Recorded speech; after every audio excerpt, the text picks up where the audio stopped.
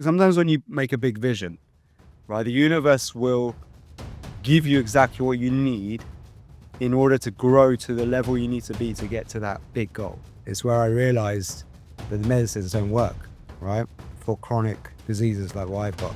They do work for some people in terms of like, they keep them comfortably numb.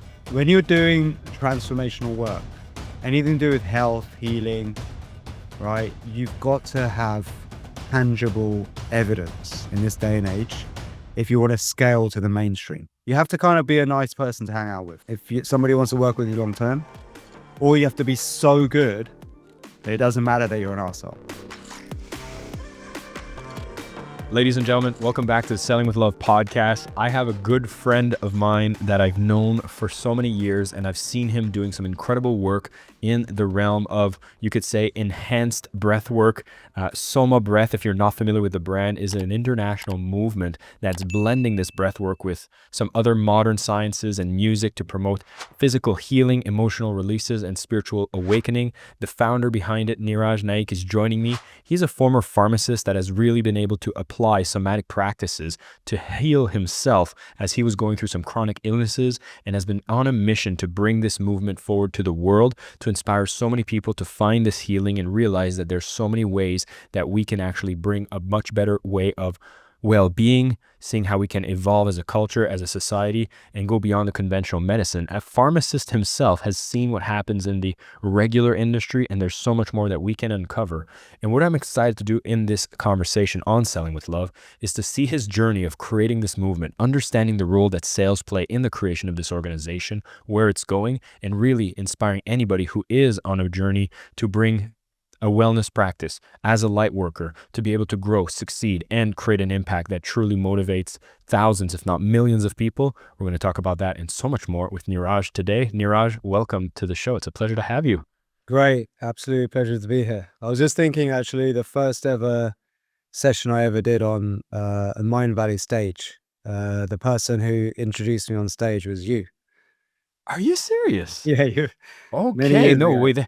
That takes me way back. Was this in Pula, Croatia? Probably, yeah, something like that. It was a long time Because ago, like 7, 8 years ago. Yeah. oh my God, well, I feel honored because I've participated in the session. I didn't realize I was kicking off the first stage on I've Mind got a Valley. video of it somewhere. I'll see how my introductions have evolved with you over the years, since that was Yeah. 8 years ago. But honestly, Niraj, like I've heard your story before around you starting in the space of pharmacy, which is very much about like taking the magic pill, conventional, medicine. And here you kind of went 180, and you're now in these somatic practices, which oftentimes you'd see people in the pharmacy world would not even like create space for that to be a reasonable remedy. And so I'd love to see, what did you discover and what got you motivated to go all in into making this your life's work? Yeah, so that's a great question. Well, firstly, I never really wanted, I never had intention to be a pharmacist. It's just one of those things that you have to do as an Indian child of Indian academic parents, right? And they want the best for you, so they go for safe, secure jobs. And so I actually worked for 7 years as a community pharmacist.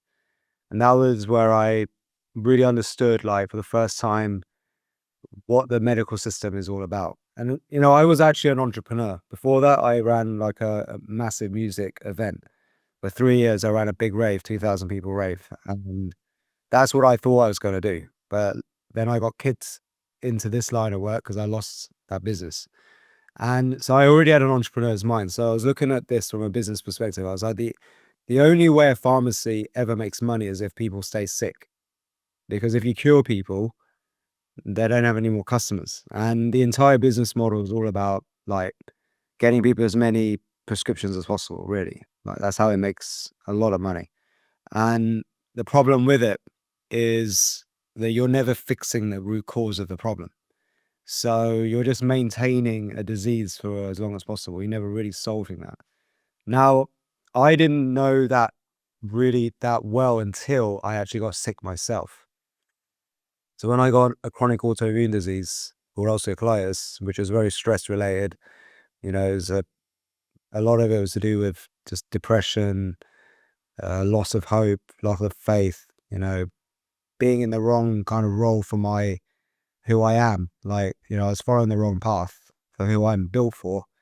But it was also a gift. It was the best thing that happened. And it's where I realized that the medicines don't work, right? For chronic diseases like what I've got. They do work for some people in terms of like they keep them comfortably numb. So they may not suffer from the full-blown symptoms, but they never get rid of the disease. The disease becomes part of who they are. Um, but I wanted a real cure, right? I didn't want to just be wearing a nappy for the rest of my life or have my colon removed.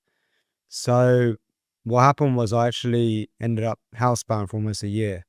And it was going through that where I was faced two choices: either have your colon removed or wear nappies for the rest of your life, be a guinea pig for a drug hasn't been tested before.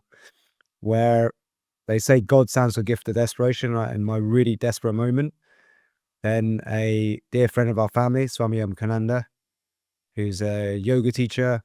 I didn't know her that well then, but she heard about my situation and she actually told me that you actually have a gift. You can turn this around. You can actually be an amazing role model and maybe find a new career out of it. She actually had a similar story. She healed herself of heart disease from a young age and also cancer. So she knew all of this inside out. So she said to me, look, I can teach you the foundations of yoga, pranayama, Ayurveda, and this is all comes from your own culture.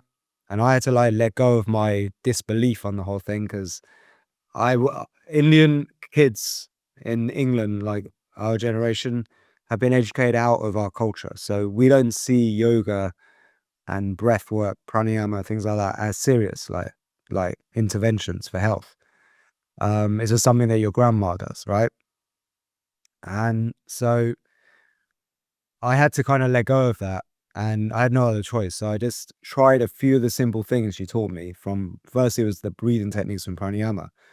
And it had such an immediate effect of turning off the stress. I couldn't believe it.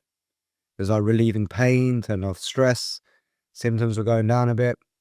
That it just put me down a rabbit hole to learn as much as I possibly could about these practices. And within a few months I did turn it all around. And a lot of it was going back into these ancient breathing practices on pranayama, but also learning the Ayurvedic system of there's no one size fits all when it comes to healthcare. Like you have to find what works for you. We all have individuality. So there was that aspect. And then what I actually created was a modality. I didn't even realize I'd done it. I did it by accident. The modality was form of therapy where you can use the breath to change your state of consciousness. You can get into altered states where you can speak directly to the unconscious mind through the right use of visualizations and affirmations and kind of like ancient mantras. That's how they work. So I came up with my own concept of based on this ancient method of speaking to the unconscious mind in a trance state, which actually was talked a lot about in this book called The Power of Your Subconscious Mind by Dr. Joseph Murphy. He was actually a pharmacist who brought the Christian science with Ayurveda and Eastern philosophy together. And he came up with this scientific prayers concept. So I made my own version of that. And what was the real missing piece to making this all work really effective was the music. And that's where I got my new passion again for music and being creative. So that's actually where I turned my passion for making music, because I used to run these raves and perform and all that, into a modality for healing. So first, what it is a sequence of pranayama techniques that gets you into this altered state. But those techniques also work on an internal physical level, upgrading the mitochondria, how we produce energy in the body. Everything is energy, right? So if we manipulate the energy in the body, we optimize how we produce energy. It has a remarkable effect over all of your overall health. So these ancient techniques that very few people knew about back then, that combined with this form of therapy is what, within a few months with lifestyle changes, got me back to full health. And then I decided to share it with other people, first for free on places like YouTube. And I got really good results just sharing it with other people. Because everyone was like wondering, like, how do you do this? So how do you heal yourself? So then one thing led to another, and I created an online course. And then I got in with the Mind Valley community. Along the way, I met a guy called Wim Hof, and I realized he was doing very similar stuff. So I was like, he's the great front man for this.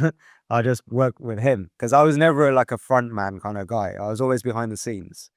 So I didn't ever imagine I'd be doing what I'm doing now, to be honest. So I'm quite good at the entrepreneurial side, the business side. So I was like, I'm going to use Wim because he's an amazing, you know, uh, example of what's human potential. And he's a crazy character and he has all these world records. And like his story of mine is quite good, goes quite well together. And we actually did a few big events together. And that's actually what I thought I was going to do. But then as I got more into the whole world of Tantra and other transformational techniques and learning so many other pharmacy of different breathing techniques, that I realized actually there's so much more to this.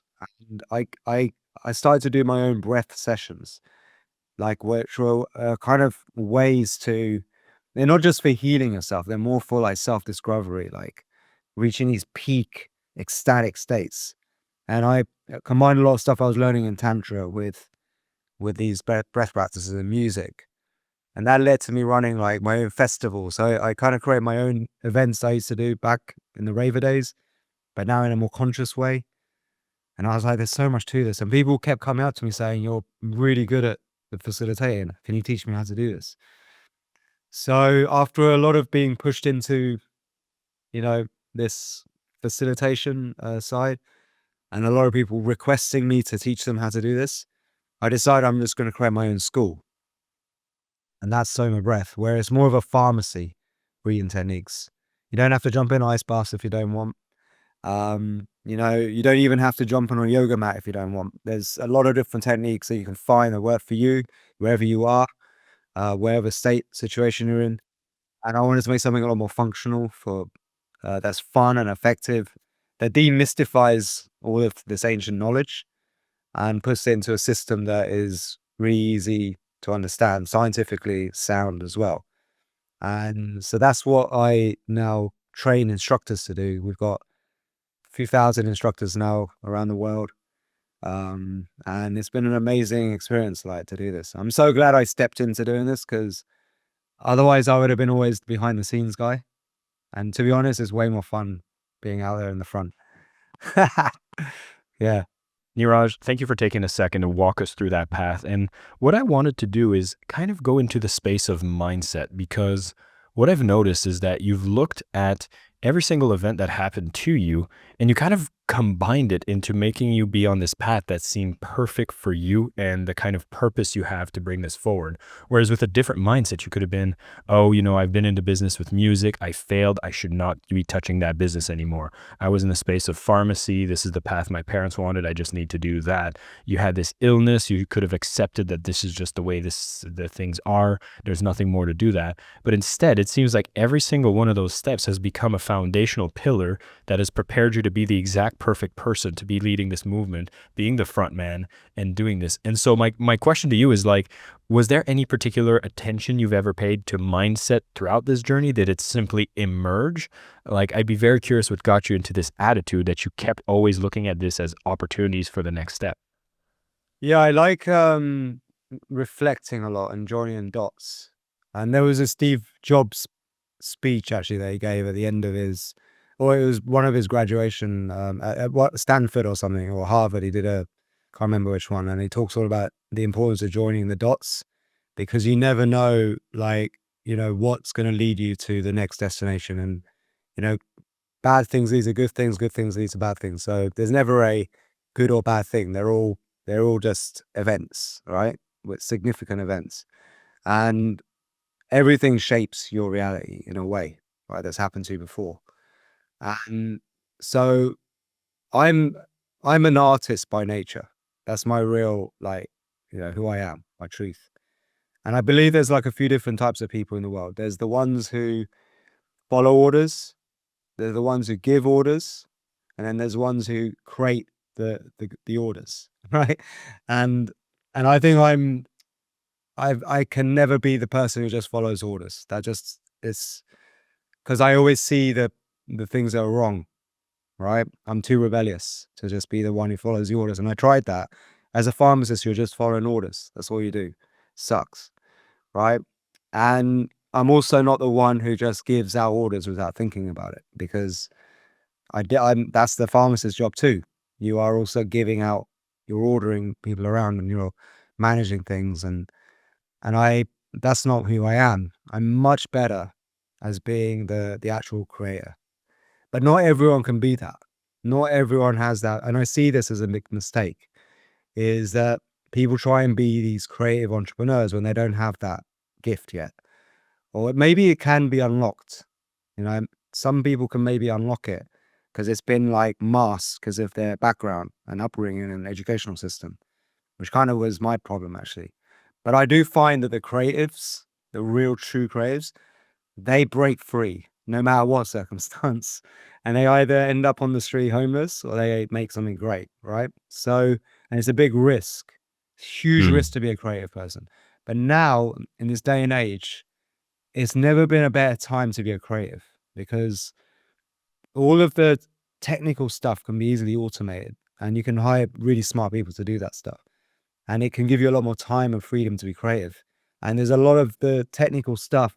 Now AI can help streamline and make it faster.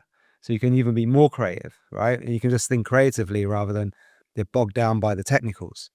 So I think it's an amazing time right now to be a creator, right? But not everyone, you have to be honest, not everyone has it. And it's a very scary path to go down, right?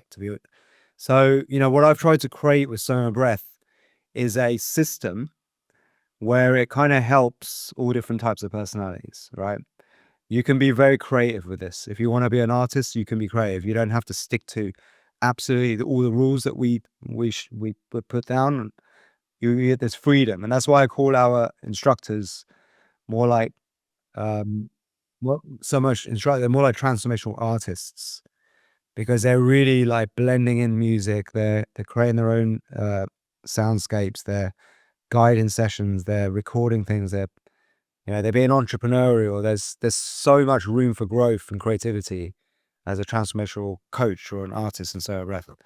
But then you can also just use our ready-made protocols. So if you're somebody who rather like just deliver something that's already proven and created and structured, we have that too. We have proven ready-made protocols that you can just, transmit. And then we also have other techniques and tools that are more for if you just want to be a consumer of what we do, if you just want to experience Soma Breath, we have an amazing system for that too. So I've tried to make Soma Breath something for everyone, and tap into everyone's skills and strengths. I want to particularly poke at something you said about the artist being either a creative genius or ending up homeless. And so I need to go back to that, because there's certain skills that I've noticed for a lot of the creative types usually miss, and sales is often one of them. I've often noticed that those who have an artistic lenience or preference see sales more likely as a necessary evil to do business. Like, that's the mindset around what sales is.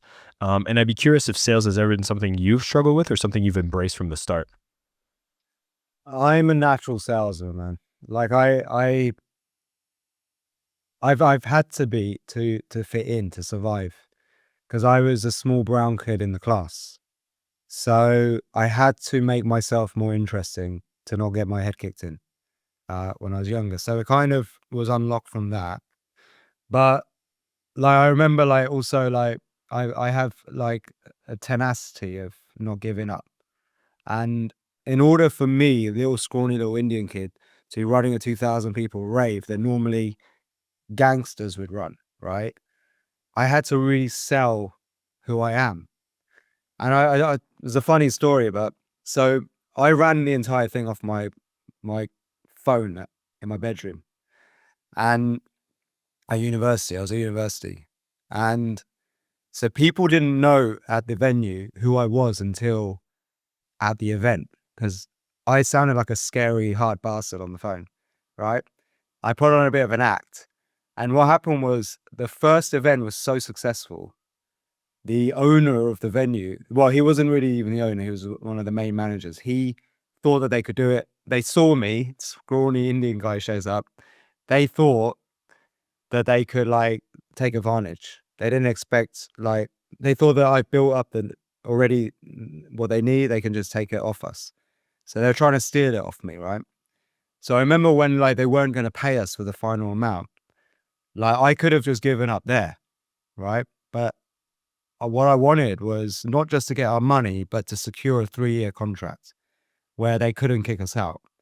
So I remember like, I was like, this is it. This is my last chance. I have to go down and meet the owner of the venue. The owner was this, he had a reputation. He was a proper East London gangster, right? So I go down there. I remember like shitting bricks, and I go in there and I remember going, I'm actually, I'm late because there was loads of traffic. And I walk into this room and there's this guy, he's like on a swivel chair like this. He's facing the wall.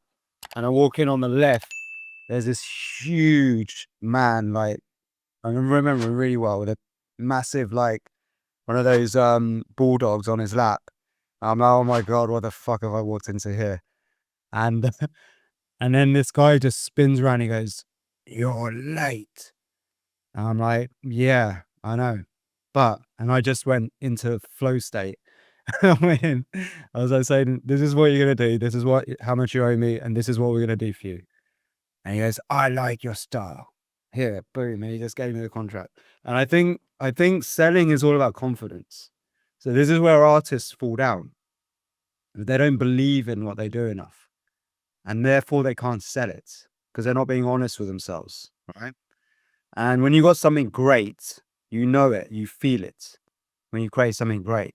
When it's not, and you're not being honest, and you're fooling yourself into thinking it's great, when it maybe not be, you don't have the will to sell it. It's like, I think artists, and this is why it's so hard to be a great artist, is you have to create something that you would die for, that you would stand up in a court of law and defend, right? Not every artist is willing to do what it takes to get to that point where they've created something that great, right? I had an amazing teacher. He was the manager of a band called Muse. He was one of my big mentors when I was going through this whole period. And a guy called Safta Jaffrey, and Muse were arguably one of the biggest rock bands of our generation. And he also produced some of the biggest bands like Radiohead, Coldplay, loads of other bands. So he always said to me, because I would give him demos of my music, he really liked what I did. And I would think it was good, but I know there was a side of me that just thinks it's good, it's not great. So he'd always be like, look, you have to be brutally honest with yourself. If you're not brutally honest, you're going to waste a lot of time and effort trying to sell something that's not great, you're not fully into, and you'll never sell it with conviction. And I think this is what selling's all about, is you have to get to a point where you believe in what you do so much that the thing sells itself. You don't even have to put much effort into selling it, right? And if you look at the best art, let's look at artwork, for example. The best artists, they don't have to try hard to sell it. They're amazing. What they're good at doing is selling themselves in the networking environment where they get to meet the right people who believe in them and they sell the thing for them, right? And the same thing goes with music. It's all about who you know, it's the connections you make, and the rapport you build with people, and how fun and easy you are to work with. That helps a lot. That helps me a lot in the music business. In Ibiza, I'm very easygoing. I'm a good laugh to hang out with. So there's personal things that you have to work on. You have to kind of be a nice person to hang out with, right? If somebody wants to work with you long term, or you have to be so good that it doesn't matter that you're an arsehole, right? But that's what I'm saying, is that you have to create something of quality where it's the word of mouth sells the thing. That's what Soma Breath is built on, is the experience is so good that it sells itself, right?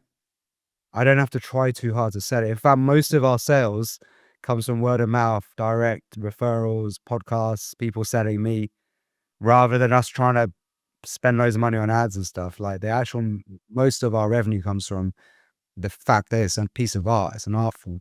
You know what I mean? And that's what people need to work on. If that's my best tip for artists and creatives.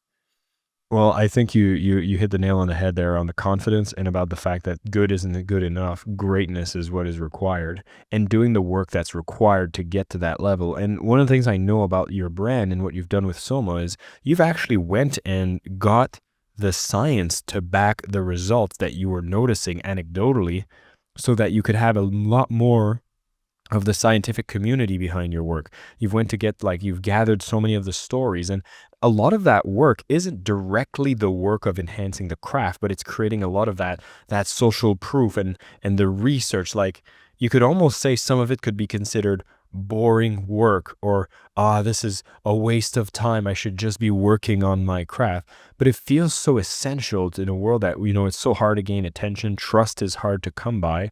How much did you prioritize going to do those activities, and how much did it help you into bringing Soma to the next level? Very good point. Well, here's the thing. So when you're doing transformational work, anything to do with health, healing, right? You've got to have tangible evidence in this day and age if you want to scale to the mainstream, right? Which I want to work with the mainstream. I don't want to just take care of the new age crystal healer segment of the world, because that's not a big segment. The biggest segment of the world are people who've been educated in left brain educational system where science is quite important, maths and those subjects, and they're being bombarded by science says this, trust the science, do that. So they're already in this mindset of they must have scientific evidence if I'm going to believe it. So that's why I loved Wim Hof when he came around. He was all about the science, and he's somebody who'll die for his art, right? He climbed up Everest in his shorts just to prove to the world that you can do this, and he almost died doing it a few times, right? So like me as well, I was like, okay, I've healed myself from this disease, right? But I'm one story. I'm one anecdotal story. There are lots of other anecdotal stories, but it's hard for me to explain to the academic people, the doctors, through anecdotal evidence. So what I needed to do was actually deconstruct these techniques and really explain how they work, the mechanism.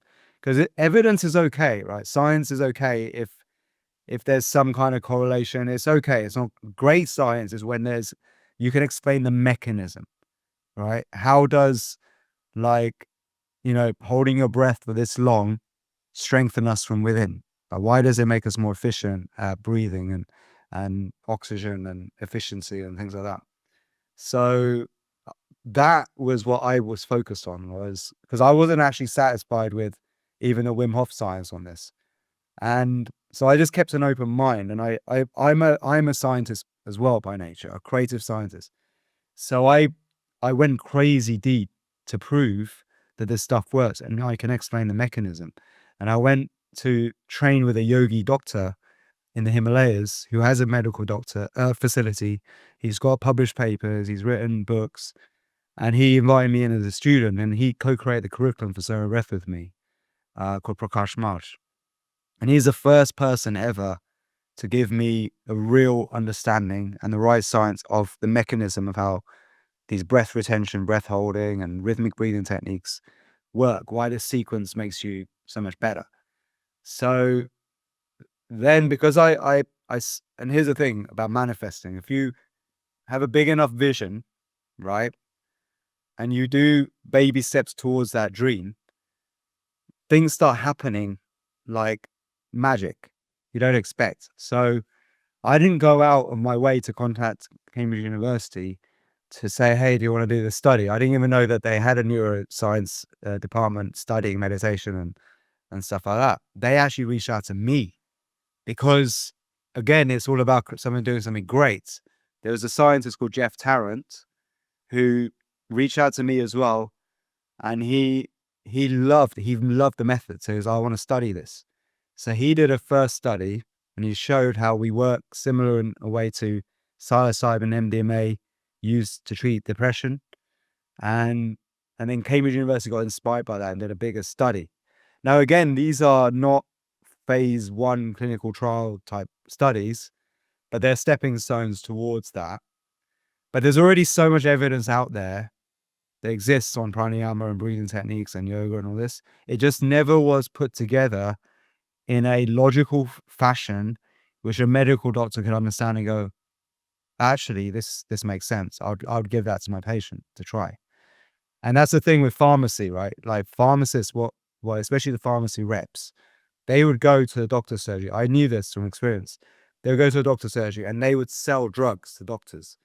So the way they'll do it is with studies, making studies and showing how this drug does this and and some of those studies are completely shenanigans. And then they'd also wine and dine doctors and take them on to Las Vegas and stuff like that. That's a whole nother story. But I know that you need evidence. You need to show simple evidence, right? And do the work of the research for the doctors to make their life easier, to get them to understand stuff. So my target has been the medical community, the pharmacists, doctors out there, because they have leverage and impact. And in order to do that, because I put that out there as my thing, I want to get doctors prescribing this and being our instructors, what do I need? And all those things are starting to come to fruition now. Niraj, there's something I notice about the steps that seem to unveil themselves in front of you, such as Cambridge reaching out to you, seem to follow a decision you've made that you're not playing small with this. Like, your mindset is about going mainstream. You're talking about having this becoming a top prescription for people's health.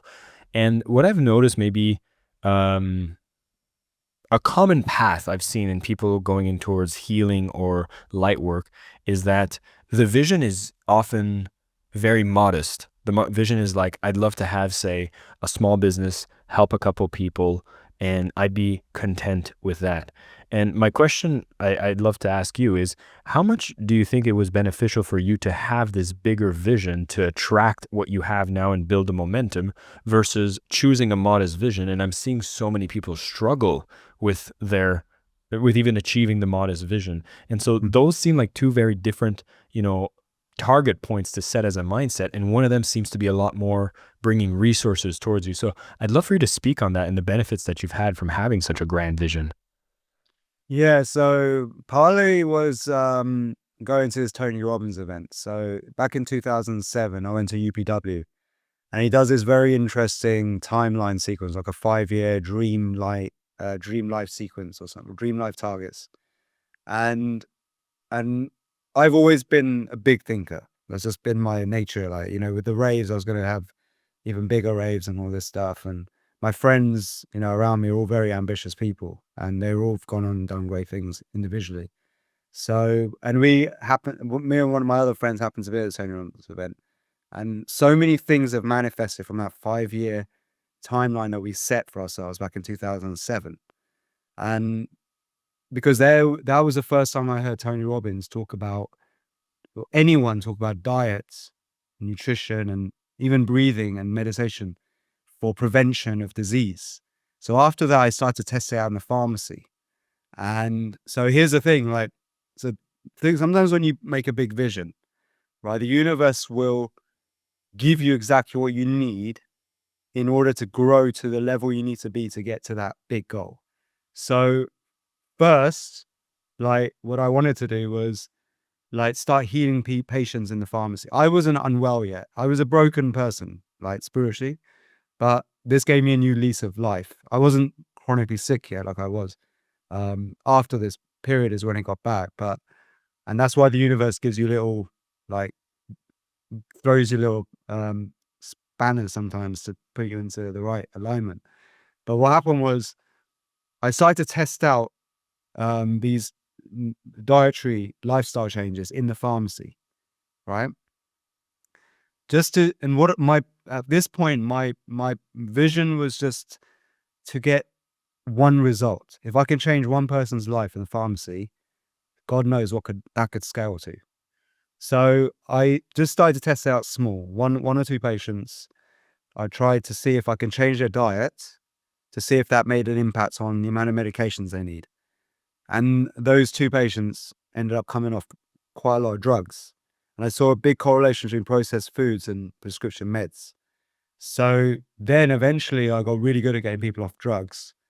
And I thought, now I'm going to be like, this is my new lease of life. I'm going to create a healthy shopping list service, and I'm going to deliver like healthy foods to people's homes, and I'm going to partner with the biggest corporation in the UK and do this, and which actually all started to manifest. I ended up becoming the head of working in the head office of Asda, Walmart in the UK, carrying out this healthy shopping service. I was like, wow, this manifesting shit really works. I remember reading The Secret at that point as well, around that Tony Robbins time.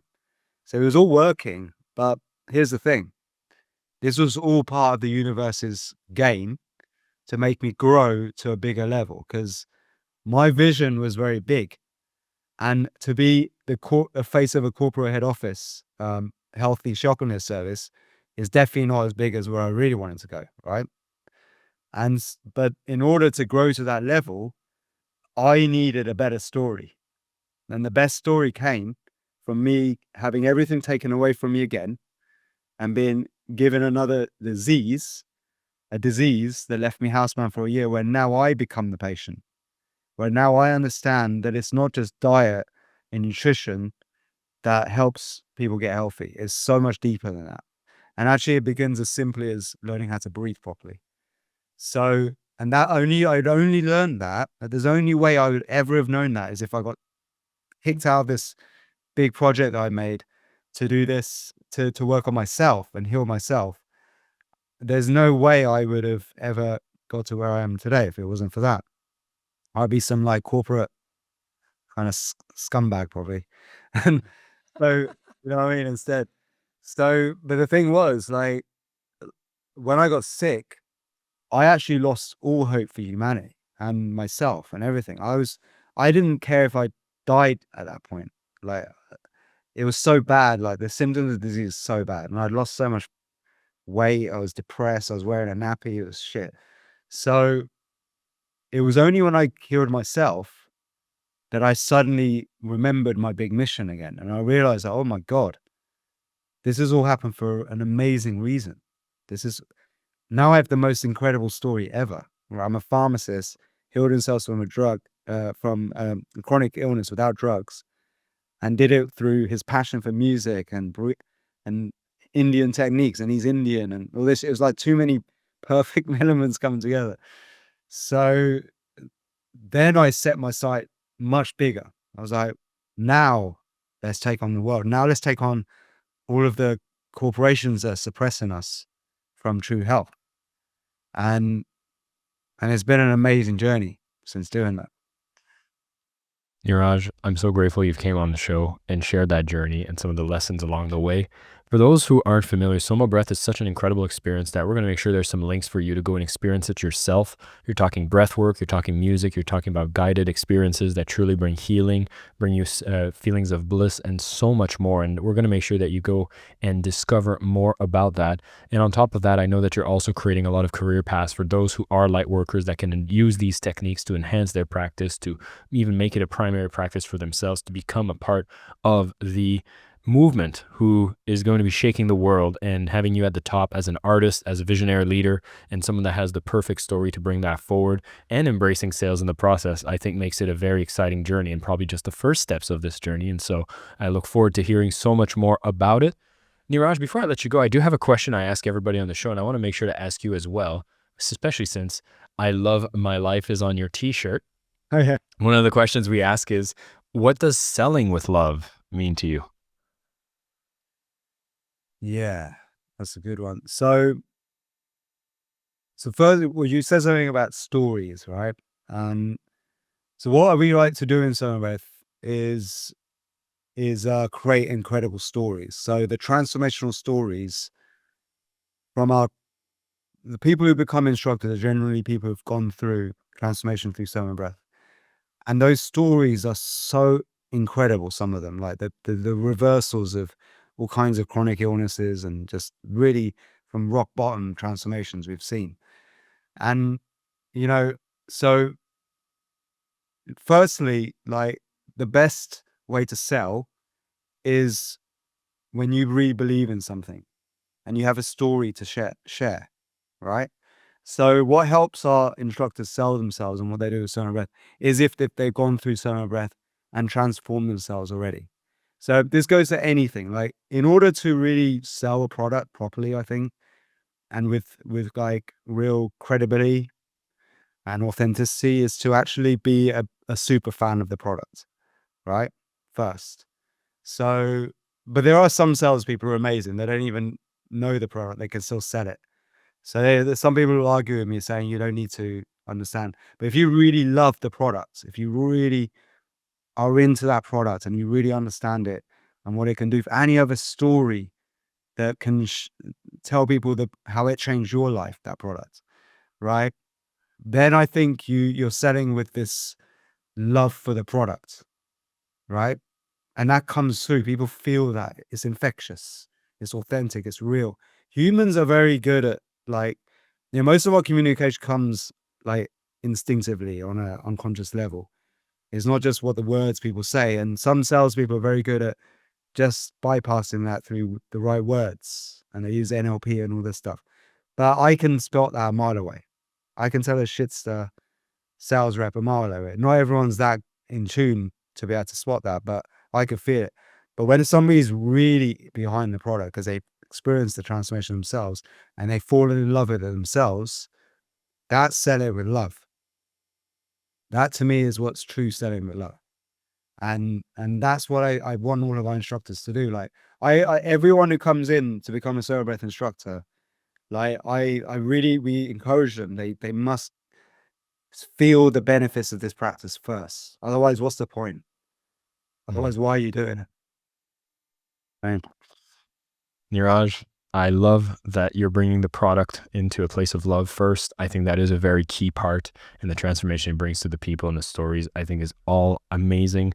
I can't wait to unravel more of this story because, again, as I've hinted towards, and I think speaking to you and knowing you, you're just at the beginning of the journey. And so I can't wait to hear more of Soma, the stories, the research, and everything that supports it.